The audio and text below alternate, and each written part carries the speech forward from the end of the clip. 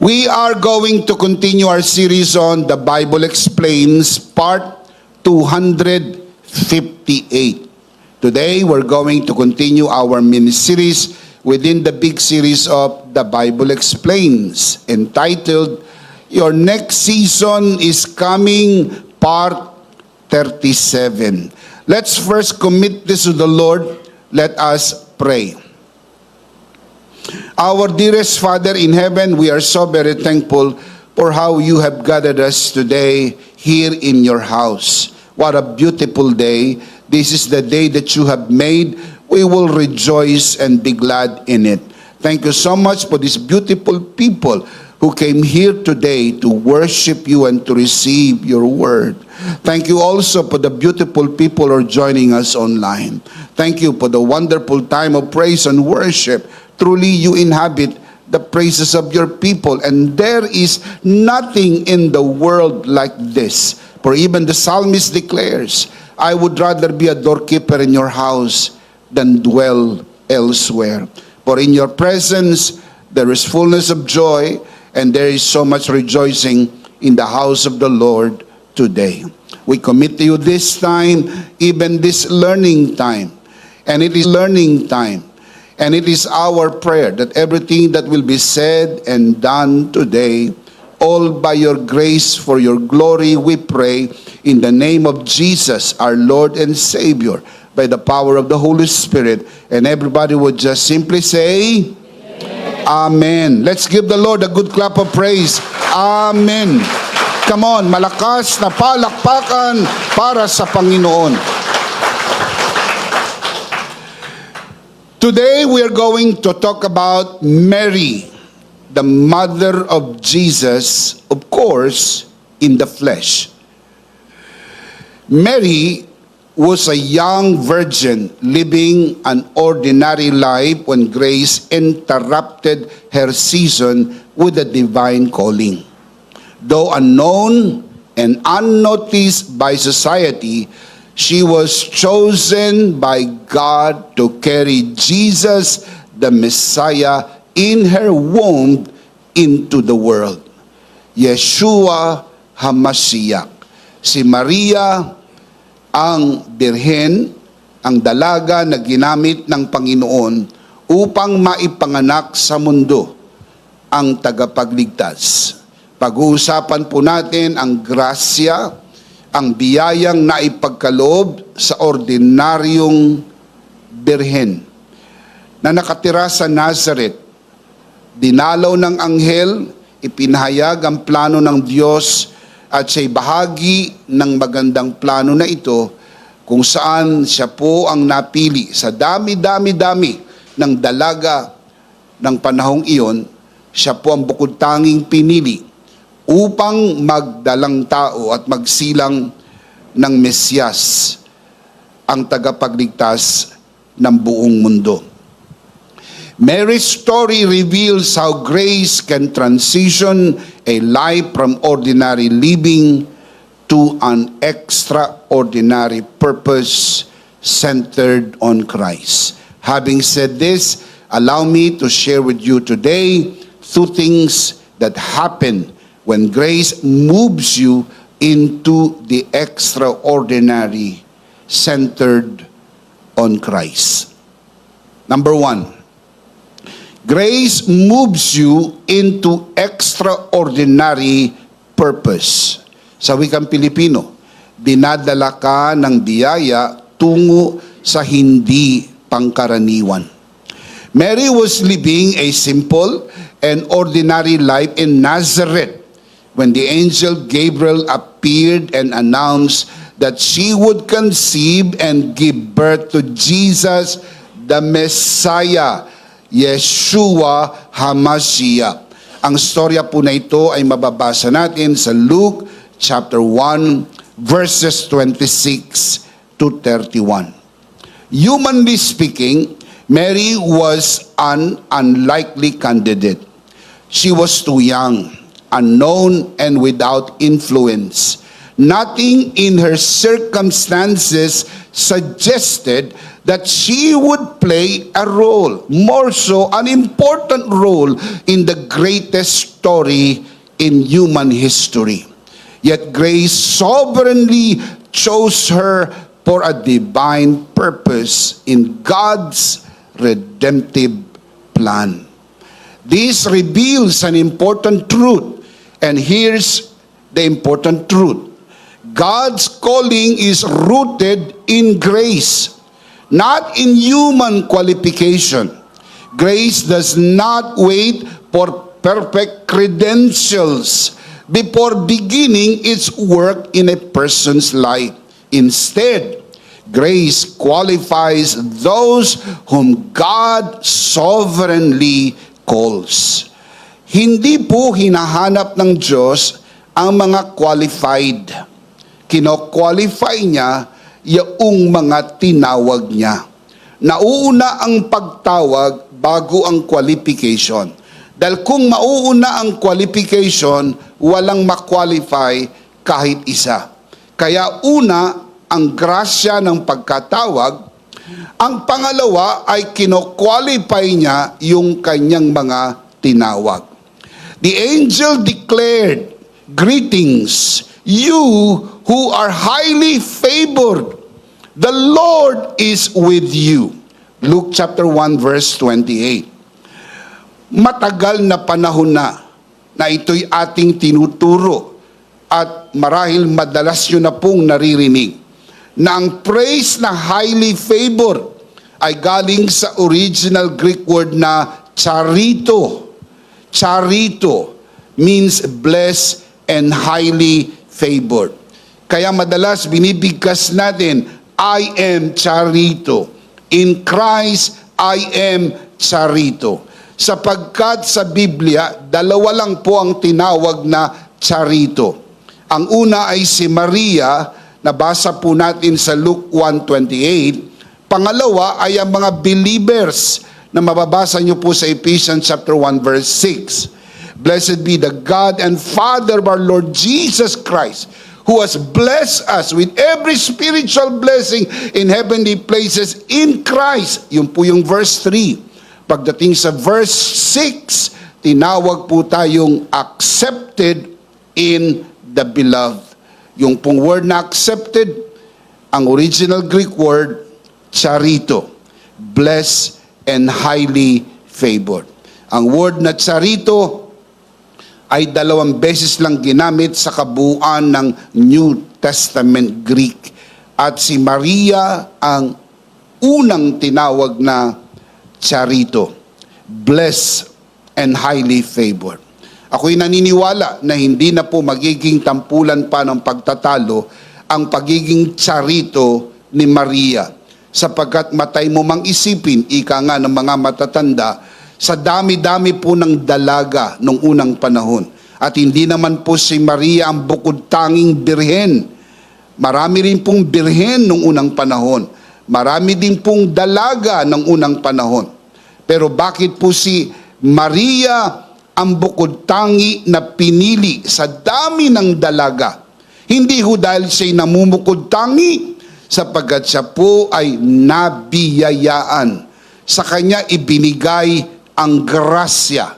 Wala po siyang angking kakaibang katangian. Dahil hindi lang po siyang birhen, hindi lang po siyang dalaga noong unang panahon. Ang qualification lamang po ay kailangan meron pong kalinisan. Hindi pa nakakilala ng sino mang lalaki. Walang asawa, birhen, at walang anumang karanasan sa sino mang lalaki. At hindi lang po si Maria ang may ganung katangian noong unang panahon. Sa dami ng dalaga, siya po ang pinili at bukod tanging pinili. At ang basihan ng pagpili, mga kapatid, ay grasya. Nothing more, nothing less, nothing else, only by grace. By grace alone, nothing but grace, grace plus nothing. Can you say amen? Mary's calling flowed from God's favor, not her merit. She was chosen not because she earned God's approval, but because God graciously bestowed His favor upon her. Mga kabiyaya, si Maria po ay ginamit ng Diyos upang maging ina ng Panginoong Hesus nung siya'y magkatawang tao. Pero hindi po siya ina ng Diyos. Hindi po nanggaling kay Maria ang pagka-Diyos ni Jesus. Si Jesus ay umiiral na bilang Diyos bago pa ang simula. John 1:1, in the beginning was the Word, and the Word was with God, and the Word was God. John 1:14, and the Word became flesh. Nung magkatawang tao ang berbo, nangangailangan po ng ina, nangangailangan po ng nanay na magsisilang ng sanggol na magiging tagapagligtas ng buong mundo. Ang tawag po natin dito, Christmas story. Ang kwento ng Pasko, some 2,000 years ago, ang isang dalaga ay nagdalang tao, mahimalang nagdalang tao, at nagsilang ng sanggol na lalaki. Ang pangalan ay Jesus. Yeshua, the Messiah. Yeshua HaMashiach. Jesus, ang Mesyas. Ito'y hindi tsamba. Ito'y hindi po nagkataon lang. Hindi ito biglang naisip lang. Ito'y kasama sa kabuang plano ng Diyos. Dahil nang bumagsak ang tao, pinlano ng Diyos ang plano ng kaligtasan. Nang makain ang tao ang bawal na bunga, Genesis chapter 3, at bumagsak ang tao, we call it the fall of man. Right there, God already gave the promise.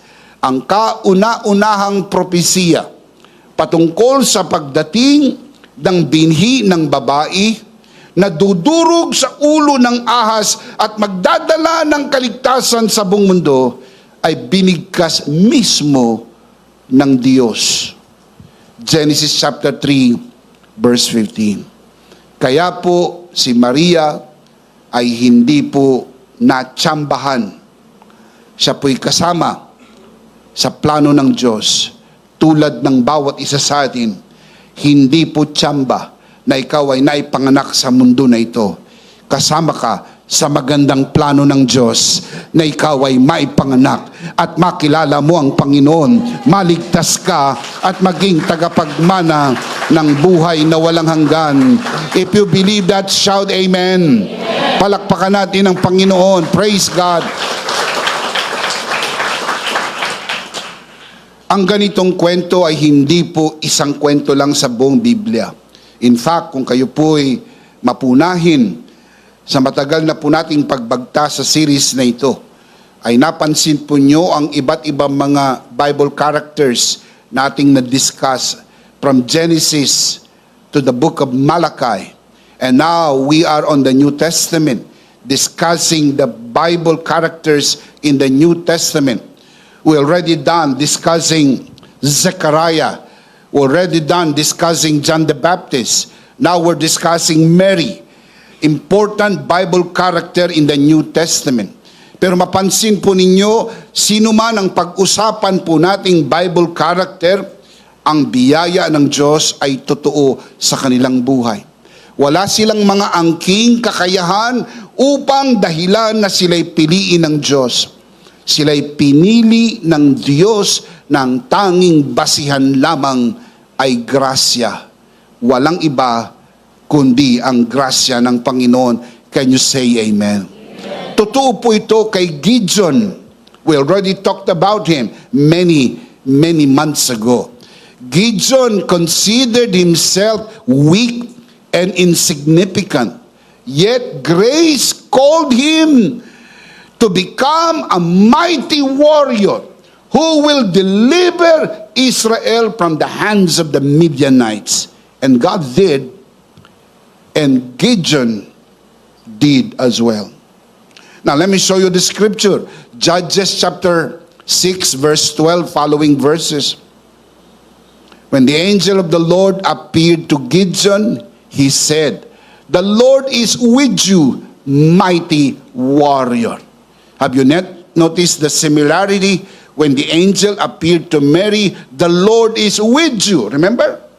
Same wordings. The Lord is with you. You are blessed and highly favored. Angel Gabriel talked with Mary in Luke chapter 1 verse 28. Now we're reading Judges chapter 6 verse 12.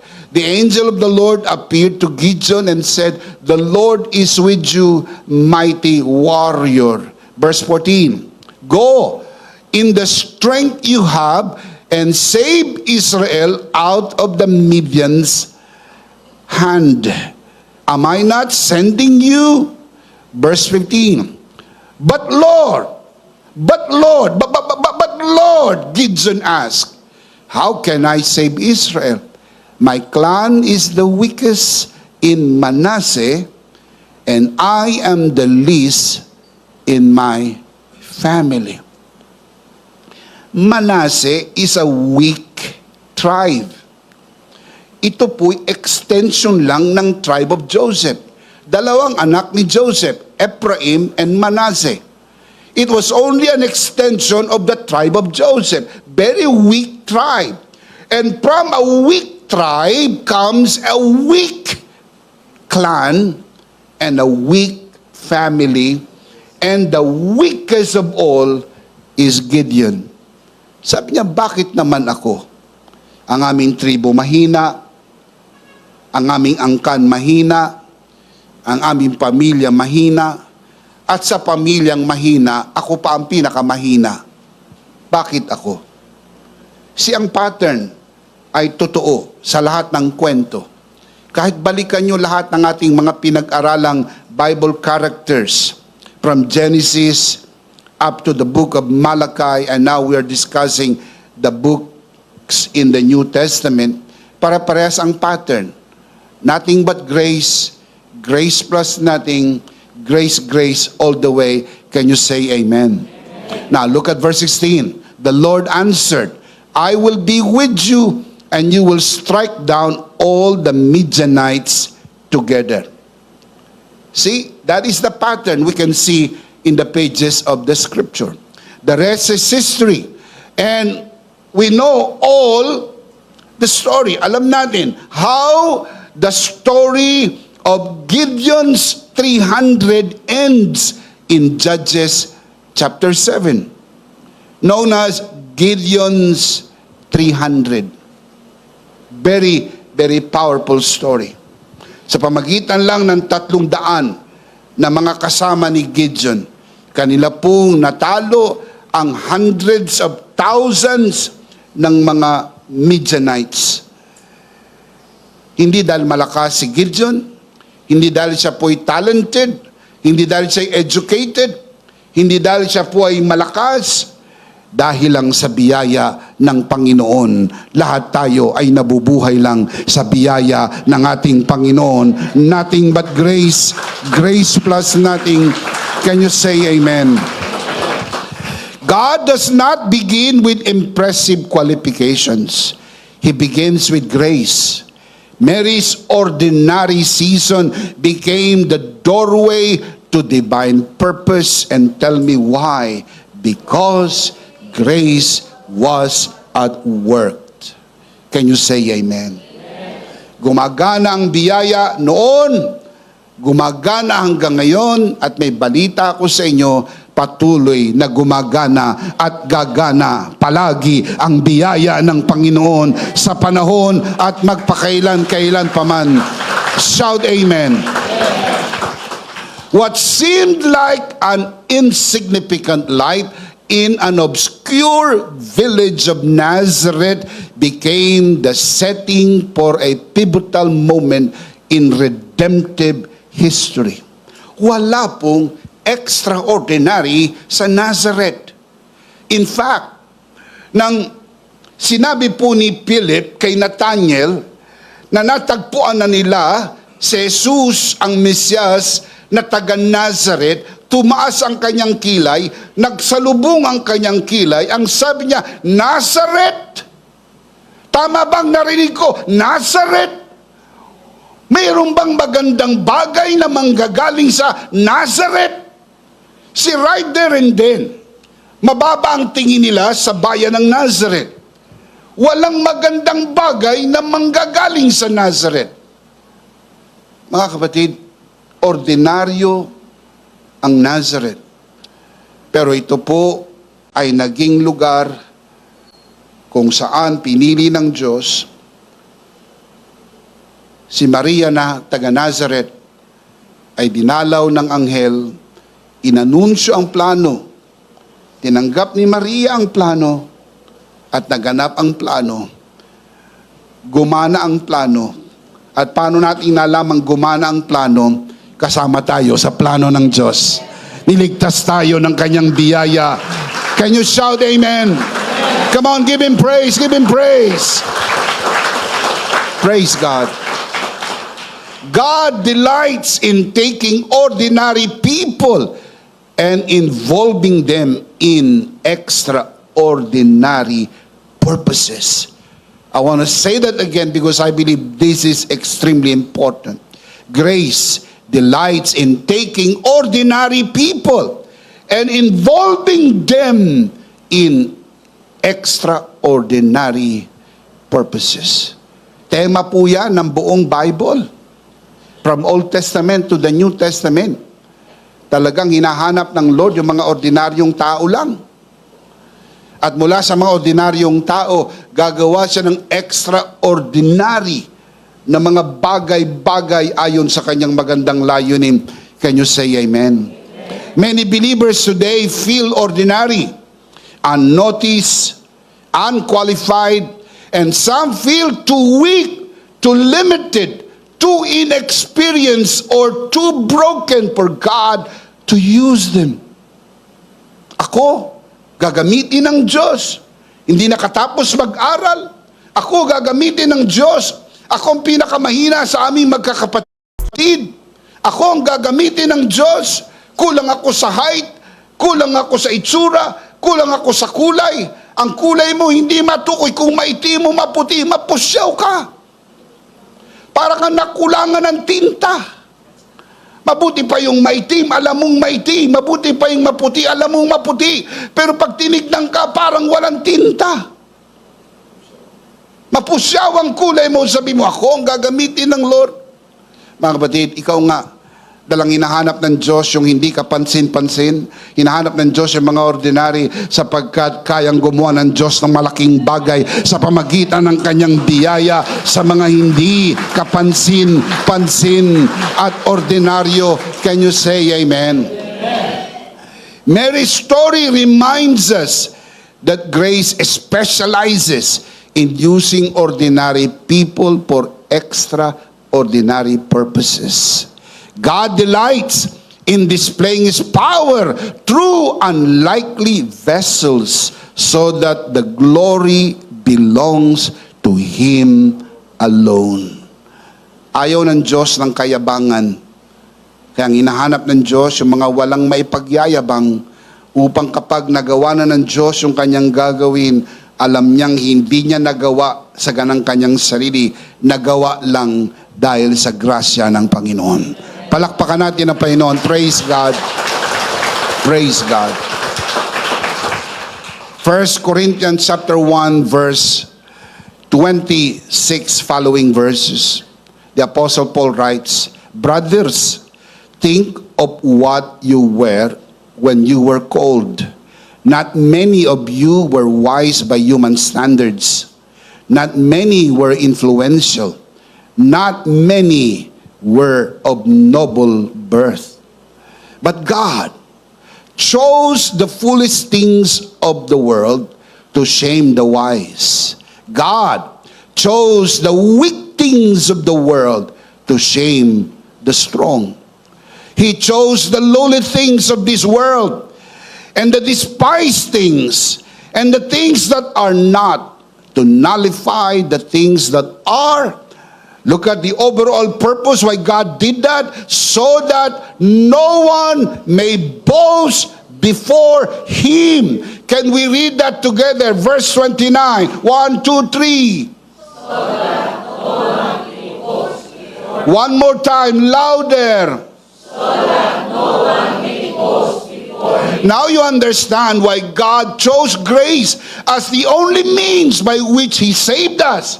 We're saved by grace through faith, not of ourselves, not of works, so that no one can boast. Yan po ang dahilan kung bakit sa karunungan ng Diyos, pinili niya ang paraan ng kaligtasan sa grasya lamang. Hindi grasyang may kasamang gawa, hindi po gawa na walang grasya, grasya lang, walang kasamang gawa upang walang sino mang magyabang dahil wala tayong may pagyayabang. Lahat ito ay gawa lamang ng grasya ng ating Panginoon. Shout amen. We're saved by grace alone, through faith alone, in Christ alone, so that no one can boast. Heaven will be our final home because of the grace of God. We will enter the portals of glory, walk on streets of gold, and live in our mansions over there because of the grace of God. Hindi dahil sa ating mga gawa, kundi dahil lamang sa tinapos na gawa ni Kristo sa krus ng Kalbaryo. Can you say amen? Amen. What is the original sin? Pride. What is the fall of Lucifer? Pride. What is the original temptation? Pride. What is the fall of man? Pride. And what is the one sin that God hates the most? Pride. Sabi po ng Proverbs chapter 6 verse 16 to 17, meron pong 7 kasalanan na kinamumuhian ng Diyos. Pride is number 1 in the list. God hates pride. And listen to me, my dear brothers and sisters. Look up here, look at my eyes, and those of you who are watching this broadcast. There is only one antidote to pride. There is only one antidote to pride, and that is grace. That is why the enemy hates grace. Satan hates grace. Sapagkat ang biyaya lang ang talagang makakatalo sa kayabangan. Dahil sa biyaya, wala kang may pagyayabang. Can you say amen? Titira ka sa langit dahil sa biyaya ng Panginoon. At habang hinihintay natin ang magandang langit, nandito tayo sa mundo at nararanasan natin ang halos kalahati ng langit dahil din sa biyaya ng Panginoon. Biyaya, biyaya, biyaya, biyaya lang ng Panginoon. Shout amen! Look at the next verse, verse 30. It is because of Him that you are in Christ Jesus. Are you in Christ Jesus? Because of Him that you are in Christ Jesus. Who, referring to Christ Jesus, who has become for us wisdom from God. That is our righteousness, holiness. What else? Redemption. Si Kristo ang ating karunungan, si Kristo ang ating katuwiran, si Kristo ang ating kabanalan, si Kristo ang ating katubusan. Anong ipagyayabang mo? Wala tayong may pagyayabang. Kung mayroon tayong alam, ay sapagkat si Jesus ang ating karunungan. Kung tayo'y matuwid sa harap ng Diyos, dahil si Kristo ang ating katuwiran. Kung tayo'y banal sa harapan ng Diyos, dahil si Kristo ang ating kabanalan. Kung tayo po ay magiging tagapagmana ng buhay na walang hanggan, dahil si Kristo ang ating katubusan. Walang iba kundi si Hesus Kristo lamang. Palakpakan natin ang Panginoon. Praise God! Praise God! Now look at the last verse. Verse 31. Therefore, as it is written, let him who boasts, boast in the Lord. Ang sino mang gustong magyabang, ipagyabang mo ang Panginoon. Kaya kung gusto mo rin lang magyabang, dahil talaga namang mayabang ka, pagbigyan mo na ang sarili mo. Magyabang ka. Tayo po ay pinapahintulutang magyabang. Pero ang pwede lang nating ipagyabang ay ang biyaya ng Diyos. Ipagyabang natin ang pabor ng Diyos. Ipagyabang natin ang Panginoon na siyang ating karunungan, katuwiran, kabanalan at katubusan. Shout Amen! That is why you advertise your blessing. Not to exalt yourself, not to boast your achievements, but to boast in the Lord. Alam niyo po, mahalaga ay yung tagline, mahalaga po yung caption. More than the picture is the caption. Yung picture po ninyo, may mga taong mas maganda ang picture kaysa picture nyo. Yung pinicturan yung lugar, may mga taong nakapunta sa mas magandang lugar.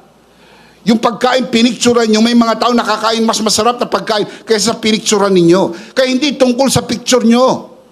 Kaya ka lang nagpipicture sapagkat gusto mong ipagyabang na nakapunta ka rito, naisuot mo ito, nakain mo ito, nagawa mo ito. Hindi dahil magaling ka, dahil biniyayaan ka ng Panginoon because of the grace of God. Come on, give Him praise. And one word captures it all. Only one word. Charito. Hashtag Charito. Hashtag I am Charito. It captures it all. Dahil ginamit po ang word na Charito kay Maria. Ordinaryong babae. Naging extraordinary ang kanyang naging buhay sapagkat sa buong mundo, kilala po si Maria, ang babaeng ginamit ng Diyos na nagsilang ng tagapagligtas. Ang Nazareth na hindi kilala ay naging bantog at naging kilala sa buong mundo dahil sa grasyang naibigay sa bayan ng Nazareth, dahil sa grasyang naibigay kay Maria. At ang grasyang naibigay sa atin, mga kapatid, ay parehas na grasyang naibigay sa kanila. Kaya kay Kristo, ikaw ay charito, ikaw ay blessed and highly favored. Palakpakan natin ang Panginoon. Amen. Everybody shout, in Christ I am blessed and highly favored. In Christ I am blessed and highly favored. One more time. In Christ I am blessed and highly favored. In Christ I am charito. In Christ I am charito. Taas ang kamay ng naniniwala, siya'y charito, blessed and highly favored. Palakpakan natin ang Panginoon. Praise God. Amen. Pwedeng magyabang. Tinatanong ko kayong mga mayayabang. Pwedeng magyabang. Ipagyabang natin ang Panginoon. Galing mong kumanta, galing mong tumugtog, galing mong magturo, galing mong mangaral, ganda ng itsura mo, ganda ng mga anak mo. Kami nagsasabi daw, kaganda ng mga apo namin. Siyempre, biyaya lang ng Panginoon. Gracia, gracia, gracia. Praise God. Bakit po ipinopost ang mga ito? Para magyabang? Wala tayong may pagyayabang. Sa itsura ba namang ito, may lalabas na maganda? Pero tignan nyo kung anong nagawa ng Panginoon sa itsurang ito. Sa makatwid, kung ganito ang nasasabi ko, di lalo na kayo. Sa anumang itsura or public recognition, it is participating in God's purpose wherever He has placed you. Mga kapatid, hindi lagi ito nangangahulugan ng malaking entablado, impluensya. Hindi ito lagi nangangahulugan ng public recognition many times. Whether raising children in God's grace, serving faithfully in the local church, preaching Christ, or sharing His love in everyday life, you may be fulfilling an extraordinary purpose in God's eyes. Can you say amen? Last night, nandun po kami sa isang necrological service ng isa nating member. Parang hindi po siya kilala at parang hindi siya kilala ng marami. Pero what is so extraordinary last night was Meron po siyang 9 na anak. Meron po siyang 16 na apo. Meron po siyang 8 manugang. At meron po siyang 2 apo sa tuhod. Ang kapatid po nating ito, probably some of you are nameless para sa kanya. Para sa inyo rather. Hindi nyo siya kilala. Pero lahat ng kanyang mga anak, manugang at 16 na apo at 2 apo sa tuhod, lahat nadala niya sa Panginoon. That's extraordinary. That is extraordinary. I won't miss the night for anything in the world. I will be very, very happy to speak in a situation like that, to honor a person na dinala niya ang lahat ng kanyang pamilya sa Panginoon. He died at the age of 72, blessed by long years, honored by God. Probably time na para umuwi siya. Pero ang legacy ang iniwan niya ay mananatili. Dahil kahit wala na siya, ang kanyang mga anak, ang kanyang mga manugang, ang kanyang mga apo at ang kanyang mga apo sa tuhod ay magpapatuloy. What do you call that? Extraordinary.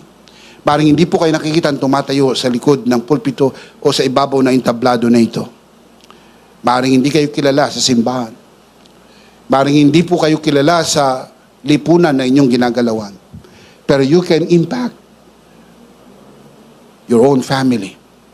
Make sure, sino man pumasok sa inyong pamilya, naging manugang mo, pumasok sa inyong pamilya, ipinanganak sa inyong pamilya, nadagdagan ka ng mga anak o nadagdagan ka ng mga apo dito sa inyong pamilya. O nagkaroon ka ng bagong kaibigan, nagkaroon ka ng bagong kakilala o acquaintances, if you may. Lahat ito ay pwede natin ma-impact sa pamagitan ng pagbabahagi ng biyaya ng Panginoon. Dahil hindi po mahirap tanggihan ang regalo. Tinatanggap lang ang regalo. Ang kaligtasan ay hindi premyo ng ating gawa. Ang kaligtasan ay regalo ng tinapos na gawa ni Kristo sa krus ng Kalbaryo. Palakpakan natin ng malakas ang Panginoon. Praise God! Shout amen! Shout amen! An ordinary nameless boy who gave his 5 loaves and 2 fish to Jesus. That boy is a nameless boy. Faceless. Hindi ko binanggit ang pangalan ng batang ito. Pero extraordinary ang kanyang contribution sapagkat yung 5 tinapay at 2 isda na kanyang ibinigay ay nakapagpakain ng 5,000 tao ng araw na iyon. Maring ang offering mo hindi kasi laki ng katabi mo. Pero yun ang pinakamagandang offering na pwede mo ibigay sa Panginoon sa araw na ito. At ibinigay mo yan ng buong puso, binigay mo yan ng buong pagsamba. Ang maliit na halaga na ito ay magagamit para abutin ang buong Pilipinas at ng maraming bansa ng mensahe ng biyaya. At saan man makarating ang mabuting balita na ating ipinapangaral, pinapangako po sa inyo, bahagi po kayo ng gantimpala na ito sapagkat ito'y biyaya ng Diyos sa atin sama-sama. Can you say amen? Palakpakan natin ang Panginoon. Praise God. Praise God. Hindi po natin kilala ang bata na ito, but I'm sure we will meet this boy in heaven. And this boy will keep on telling the story, what happened on that day. Nameless boy. Another one is an ordinary nameless man who lent his donkey to Jesus so that Jesus could enter Jerusalem that day and fulfill the prophecy of Zechariah, did an extraordinary work in the kingdom of God. Di na natin makikilala kung sino yung nagpahiram na ng donkey na ito. Hindi na po natin makikilala. Pero yung kanyang contribution ay extraordinary sapagkat yung pagpapahiram niya ng donkey kay Jesus is to fulfill the prophecy of Zechariah. Powerful, isn't it? You may never know. You may never know your contribution in the kingdom of God. You'll never know. But keep on doing what God has called you to do. Keep on giving. Keep on serving. Keep on praying. Maring wala nakakapansin sa iyo. Maring wala nakakakita sa iyo. Maring wala nakakabati sa iyo. Maring wala. Pero hindi ka lumalagpas sa paningin ng Panginoon. Sapagkat lahat tayo ay makapangkaraniwang tao lamang.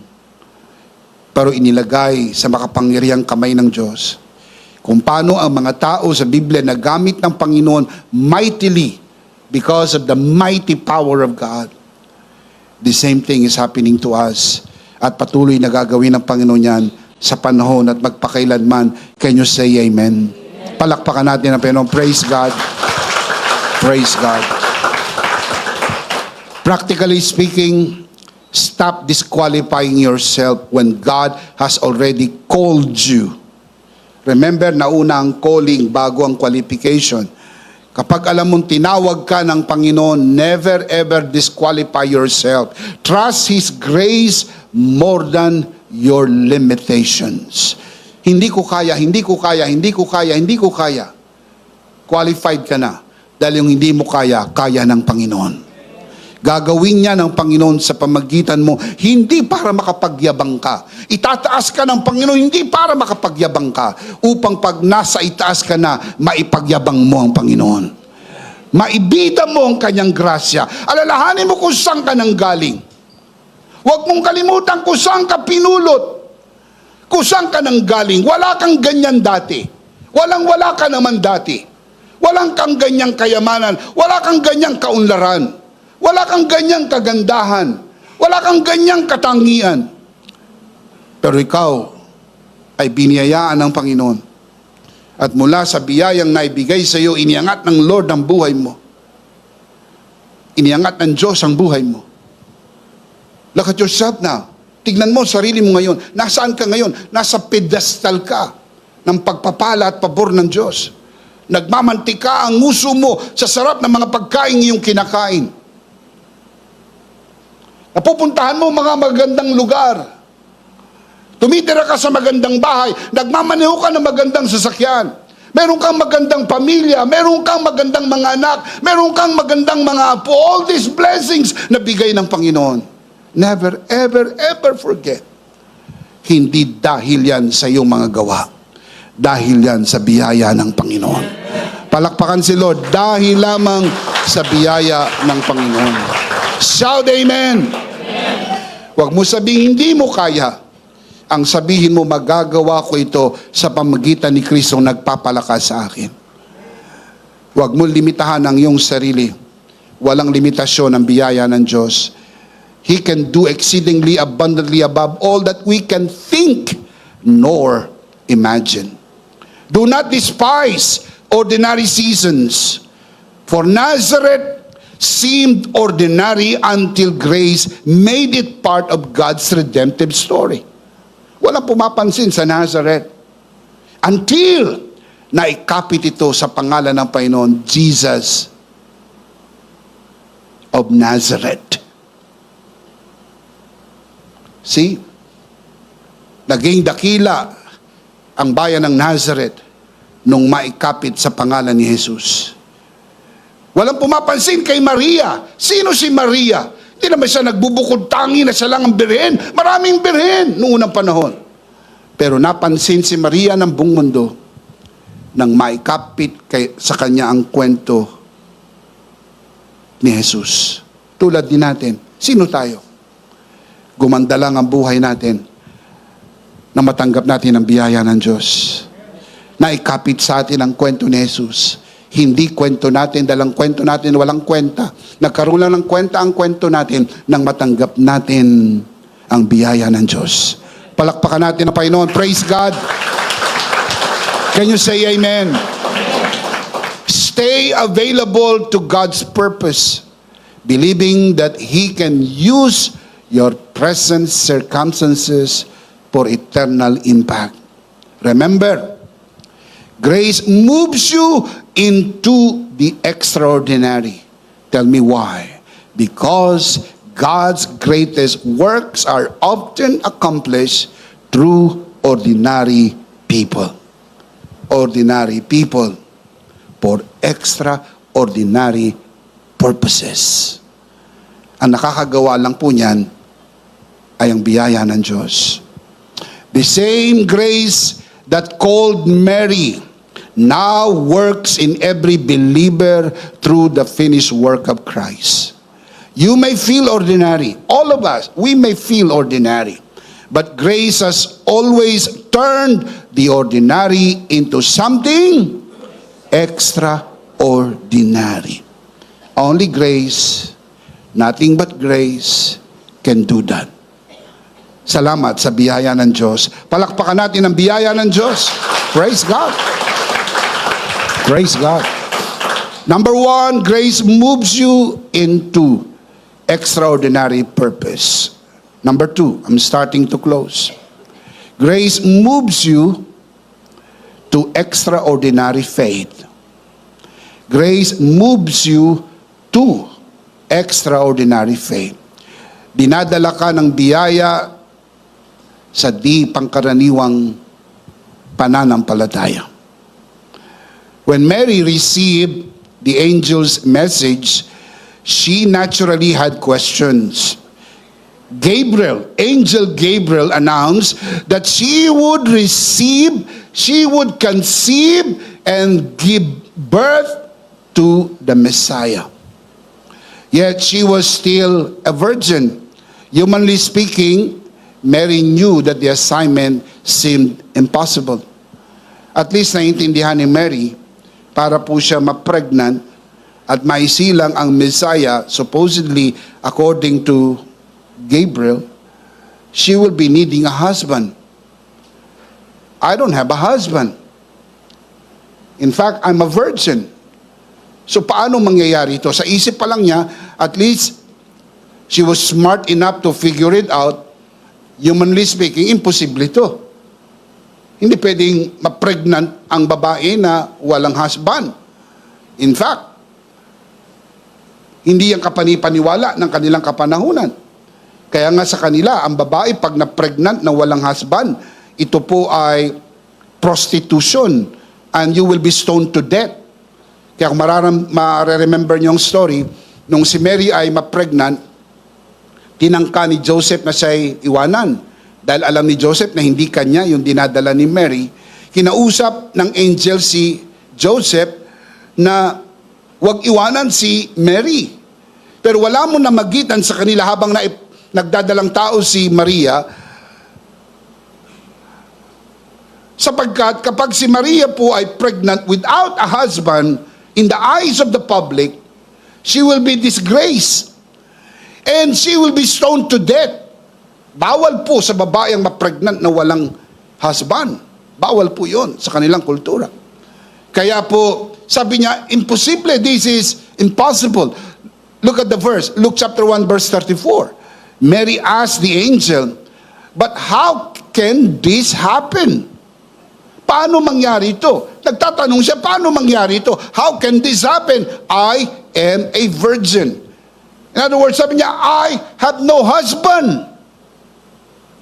I have no experience with any man. I am a virgin. Now, the angel explained to her. Look at the next verse, verse 35. The angel answered, the Holy Spirit will come upon you, and the power of the Most High will overshadow you. So, the Holy One to be born will be called the Son of God. So, this is miraculous. This is supernatural. Yung tinatanong ni Mary, how can this be? Naturally, no, Mary, this is not going to be in a natural way. This is going to be a supernatural way. Look at verse 36. Pinaliwanag ng angel Gabriel kay Mary about her cousin Elizabeth. Even Elizabeth, your relative, we talk about her last week, if you still remember, Elizabeth, the wife of Zechariah, even Elizabeth, your relative, is going to have a child in her old age, and she who was said to be barren is in her 6th month. Yung pinsan mo na matanda na at baog, buntis ngayon ng 6 na buwan. Verse 37, for nothing is impossible with God. Let's read that together. Verse 37. For nothing is impossible with God. One more time. For nothing is impossible with God. Admittedly, Mary did not understand everything. Napakabata ni Maria para maintindihan niyang lahat ito. Sabi niya, hindi niya naintindihan. Mary, admittedly that she did not understand everything, yet instead of yielding to fear and uncertainty, she surrendered to God's plan. Instead, nai-resist, matakot, nagpasakop siya sa plano ng Diyos. And how did she respond? Look at verse 38. Mary responded, I am the Lord's servant. Be it unto me according to your word. I am the Lord's servant. Alipin ako ng Panginoon, mangyari sa akin ang ayon sa sinabi mo. What is that? Extraordinary faith. Di ko naintindihan lahat. Hindi niya sinabi sa angel, sandali lang, bigyan mo ko ng time, pag-iisipan ko muna. Sandali lang, kakausapin ko yung boyfriend ko, si Joseph. I-text na lang kita mamaya, i-PM kita mamaya, we'll discuss this, I'll talk to my parents, pag-usapan namin kung ano ito, kung maganda ba ito para sa akin, ito ba ay maganda sa future ko, etc., etc. Ang sabi ng Bible, Mary responded, I am the Lord's servant, be it unto me according to your word. Nadaigang takot, nadaigang pangamba, nadaigang fear and even apprehension, at siya'y nagpasakop sa kalooban ng Diyos. What is that? Extraordinary faith. Alam niyo, madaling magsabi naniniwala ako dahil may nakikita ka. Madaling magsabi nagtitiwala ako dahil makapal ang bank account mo. Madaling magsabi nagtitiwala ako dahil wala ka nararamdaman sa iyong pangangatawan. Feeling mo established ka, feeling mo malakas ka, feeling mo okay naman. Kaya sabi mo, nagtitiwala ako. Pero paano yung ang feeling mo mahina ka? Paano yung feeling mo na parang may nararamdaman ka? Paano yung feeling mo na wala ka pong kasing dami ng pera katulad sa pera ng iba? That is a different thing. And you need to understand that grace moved her to extraordinary faith. She believed God's word and surrendered herself to the power of the given word. Binigay ang word kay Mary through Angel Gabriel. The same thing happened with Simon Peter. Magdamag silang ng isda, wala silang nahuli. Sabi ni Jesus kay Simon Peter, ilaglag mo ang iyong lambat. Let down your net for a catch. Now, tignan nyo kung anong response ni Simon Peter.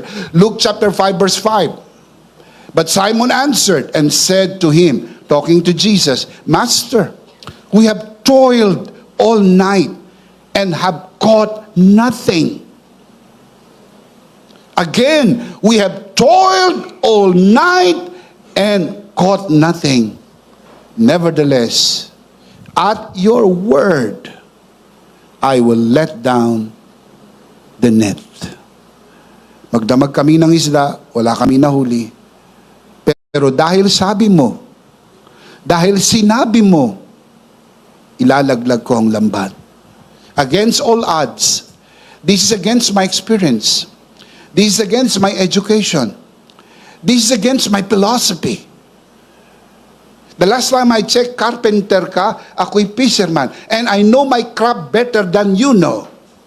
Alam ko kung nasa ng isda. Alam ko kung kailan may isda. It's always been said, you have to think like a fish to catch a fish. Alam kong walang isda ngayon. Alam kong walang isda dito sa lugar na ito. Pero dahil sinabi mo, ilaglag ang lambat, ilalaglag ko ang lambat. Mga kapatid, kapag pinaniwalaan natin ang ibinigay na salita ng Panginoon sa atin, pararangalan ng Diyos ang kanyang salita na ibinigay sa atin, makikita mo ang kapangyarihan ng salita na naibigay sa iyo. Amen. Verse 6, and when they had done this, done what? They let down the nets. They caught a great number of fish, and their net was breaking. You need to believe the given word. You need to act on the given word. Yung pong word sa Greek, sa New Testament, dalawa po ang translated mainly na Greek words. One is logos, the general word, and number 2, rhema, the specific word. Ang specific word is a specific word given to you, only to you, in a given time. Let down your nets. That is a given word today. And they did. They did. Let down the net. And the Bible tells us they caught a great number of fish and their net was breaking. Anong ibinigay ng salita ng Panginoon sa atin? I have a word for you. Ang salitang ibinigay po sa atin ngayon ay ang tinapos na gawa ni Kristo. Kaya lahat ng bunga ng tinapos na gawa ni Kristo sa krus ng Kalbaryo ay salitang ibinigay para sa atin. Yan po'y salita ng kaligtasan, salita ng kapatawaran, salita ng kagalingan, salita ng kaginawaan, salita ng pagpapala at pabor, sapagkat sa pamagitan ng tinapos na gawa ni Kristo, yan po ang salitang ibinigay sa atin na tayo ay pinagpala na. Hindi po tayo pagpapalain pa lang. Hindi po tayo nananalangin at nagmamakaawa na pagpalain tayo dahil sa tinapos na gawa ni Kristo, idiniklara na tayo'y pinagpala na, tayo'y pinaburan, tayo'y pinatawad, tayo'y niligtas, tayo'y pinagaling, tayo'y pinaunlad. Shout amen! Come on, palakpakan! May kasamang hiyawan! Praise God! Shout, praise the Lord. Praise the Lord. Dahil sa tinapos na gawa ni Kristo, the given word is the finished work of Christ. That is the rhema. That is God's rhema for everyone today. Through the finished work, you are blessed. You are highly favored. You are healed. You are well supplied. The Lord is my shepherd. I shall not want. I am complete. I am protected. I am healed. I am healthy. I am blessed. I am rich and godly. Can you say amen? Palakpakan natin ang Panginoon. Praise God. Hallelujah. Praise God. Many believers today find themselves in a season similar to Mary's. They face opportunities, challenges, uncertainties that seem impossible. Naharap ka sa mga challenges na parang imposible. Hindi na tayo makabawi, lugi na tayo. Imposible, hindi nagagaling. Imposible, hindi na magkabalikan. Imposible na, imposible na, imposible na. Kapag sinabi mong imposible na, maganda ng pagkakataon para sa Diyos, sa Kanya walang imposible. Palakpakan natin ang Lord, sa Kanya walang imposible. Faith does not require us to know everything. It simply requires us to trust the one who knows everything. Grace reminds us that God's wisdom is greater than our understanding. His timing is better than ours, and His purpose is bigger than our limitations. If you believe that, say amen. When grace captures our hearts, we stop demanding complete explanation and begin to trusting God's perfect wisdom. kapag na-capture na ng grace ang heart mo, hindi ka na humihingi ng paliwanag. Lord, explain to me. No, Lord, I trust your wisdom. Look at the scripture. Isaiah chapter 55 verse 8 and 9. For my thoughts are not your thoughts, neither are your ways my ways, declares the Lord. As the heavens are higher than the earth, so are my ways higher than your ways, and my thoughts higher than your thoughts. Romans 11:33, the Apostle Paul exclaimed, "Oh, the depth of the riches of the wisdom and of the knowledge of God. How unsearchable the judgment, His judgment, and His paths beyond tracing out." Lagpas sa isip natin. There is no way this limited peanut brain can figure this out.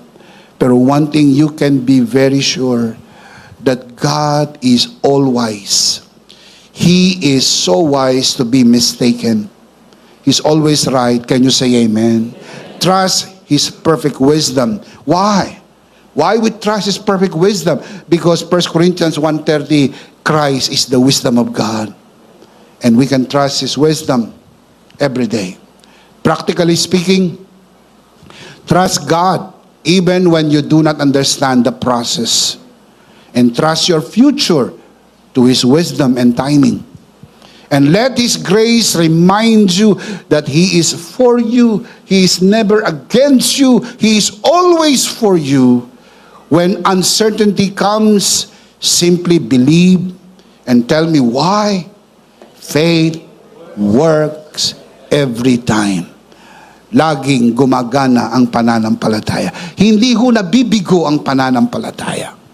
Like Mary, you may not have every answer, but the same grace that strengthened her is available to you and to us today. Grace provides the faith needed for every assignment God gives. When grace speaks, faith responds. When grace speaks, grace responds. Grace spoke to Mary, and faith responded, "Be it unto me according to your word." Grace already spoken through the cross, and faith responds. All the promises of God are yes and amen in Christ. Amen? Palakpakan natin ang Panginoon. Praise God. All right, let's see them again. Tignan natin uli ang dalawang points from the story of Mary. Basahin natin malakas, sabay-sabay. You can see this on your screen. Ready? Two things when grace moves you into extraordinary, centered on Christ. Number one, into extraordinary purpose. Number two,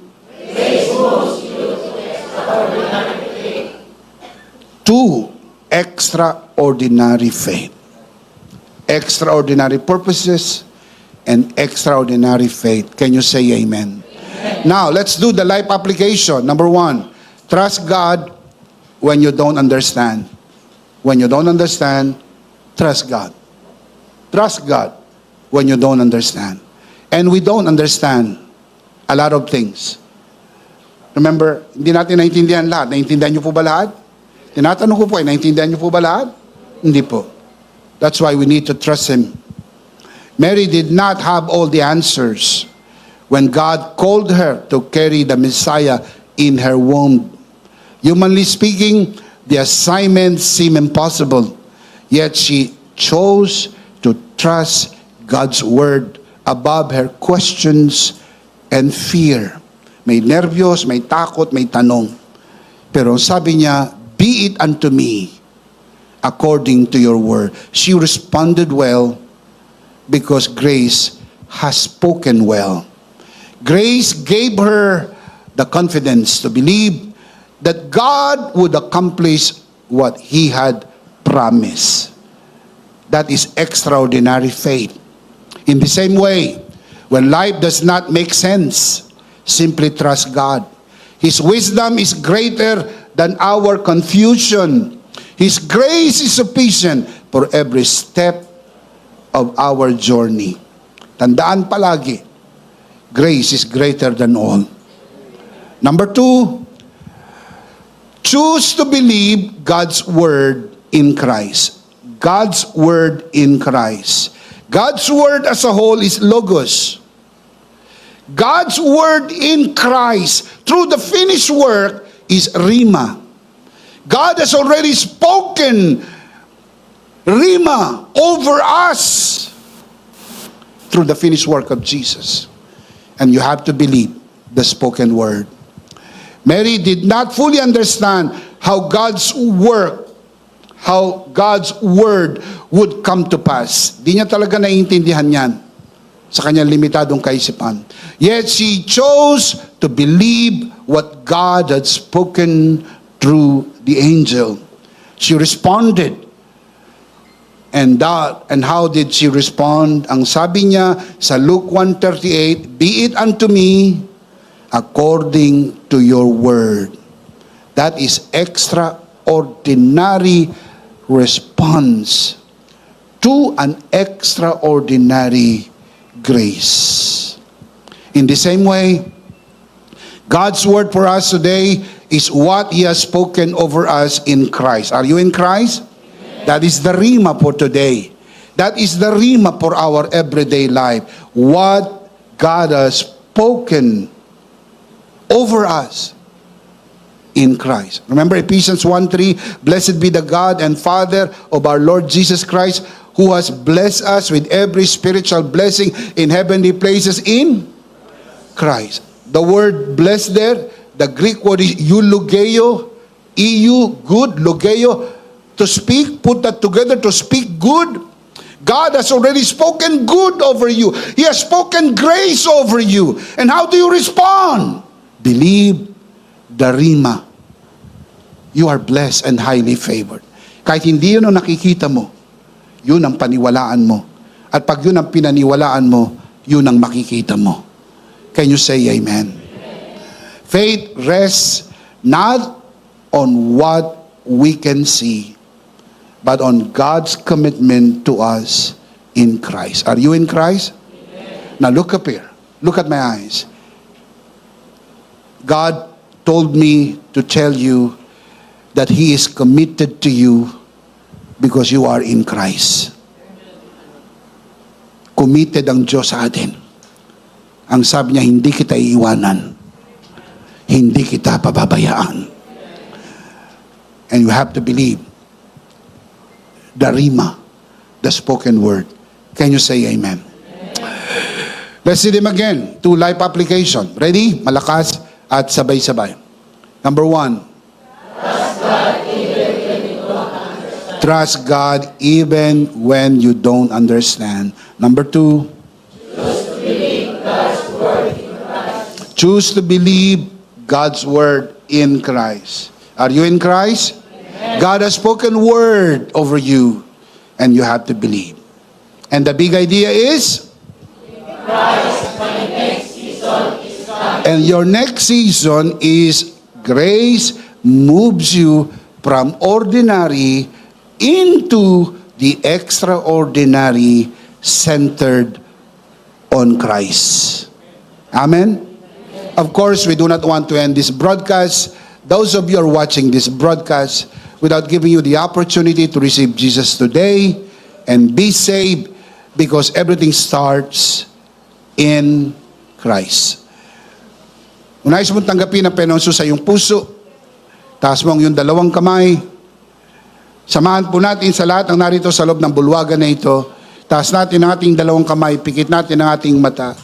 Iyuko natin ang ating ulot. Manalangin po tayo ng pagtanggap. And if you will do this for the first time, pray from your heart. Bawat kataga na bibigkasin ko, ay bigkasin mong mula sa puso. At doon sa mga tumanggap na sa Panginoon, I'll be asking your good heart to do this as well. Alang-alang sa ating mga bisita na nanonood sa broadcast at maging sa mga narito sa loob ng bulwagan na ito, manalangin na po tayo. Panginoong Jesus, ako po'y makasalanan. Hindi ko po kayang iligtas ang aking sarili. Ako'y mapapahamak ng hiwalay sa iyo. Narinig ko po ang mabuting balita. Ako po'y naniniwala. Tinatanggap kita sa aking puso bilang aking Panginoon at aking tagapagligtas. Salamat po. Pinatawad mo na ang aking mga kasalanan. Isinulat mo na ang aking pangalan sa aklat ng buhay. Sa pangalan ni Jesus. Amen. Ako na lang po mananalangin, Ama, sa oras na ito, itinataas ko po sa harapan ng sino mang sumunod sa panalangin ng pagtanggap sa unang pagkakataon sa loob ng bulwagan na ito, lalo na sa mga nanonood sa broadcast na ito. Pinagkakatiwala po namin sila sa iyong kagandahang loob. Sila'y lumago sa biyaya at sa bagong natagpuang pananampalataya sa pangalan ng Panginoong Jesus. Tayong lahat ay magsabi ng Amen. Palakpakan si Lord. Praise God, praise God, praise God. Tayo po'y dumako sa ating banal na komunyon. Kunin po natin ang ating communion elements and let's do this together.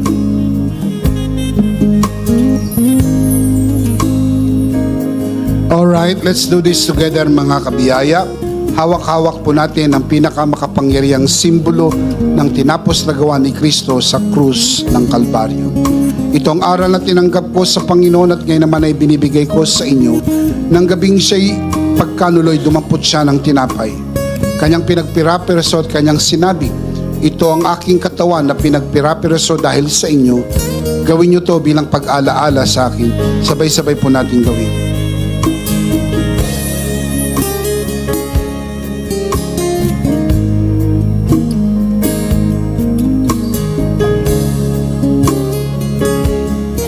Gayun din naman matapos maghapunan ay kanyang hinawakan ng saro at kanyang sinabi, ito ang saro ng bagong tipan na pinagtibay ng aking dugo. Gawin niyo to bilang pag-alaala sa akin. Sabay-sabay po natin gawin. Ate po itaas ang ating dalawang kamay at sumunod po tayo sa panalangin na ito. Aming Ama, maraming salamat po sa aming Panginoong Hesukristo. Panginoong Hesukristo, maraming salamat po sa iyong banal na dugo na iyong itinigis sa krus ng Kalbaryo. Dahil po dito, lahat ng aming kasalanan ay iyon ang pinatawad. Maraming salamat po sa iyong katawan na nabugbog at nasugatan. Dahil po dito, lahat ng aming sakit ay iyon ang pinagaling. Gaya ng nasusulat sa iyong mga sugat, ako'y magaling na. Ako'y naniniwala, ako'y magaling na. Aking dinideklara, ako'y magaling na. Ako'y malusog, malakas, masigla, pinagpala, pinaburan, at mabubuhay ng mahaba. Sa pangalan ni Jesus, maraming salamat po, Banal na Espiritu, sa iyong kapahayagan sa mensahe ng biyaya. Sa pangalan ng Panginoong Jesus, Amen. Amen. Palakpakan po natin ang Panginoon. Praise God. Praise God. Isang beses pa, sabay-sabay, ano po ang ating big idea? One more time. Your next season, please remember, is where grace moves you from ordinary to extraordinary, centered on Christ. If you believe that, say amen. Of course, last of all, let me speak to your heart, you who are watching this broadcast. If this broadcast has blessed you, and if not asking too much, I would like you to bless this ministry with your love offering, so that together we can reach the world with the message of full grace. And from the bottom of our hearts here at EMI, we would like to say thank you for giving to the Lord. We'll see you next Sunday, prayerfully on site, but definitely we'll see you again online. Ako po, si Bishop Emmy, kasama po si Pastora Joe at ang kabuuan ng The Lord's Community and EMI Broadcast. Maraming salamat po. Stay a bit for more announcement. Stay blessed and stay connected. Always remember, in Christ you are forever. Charito!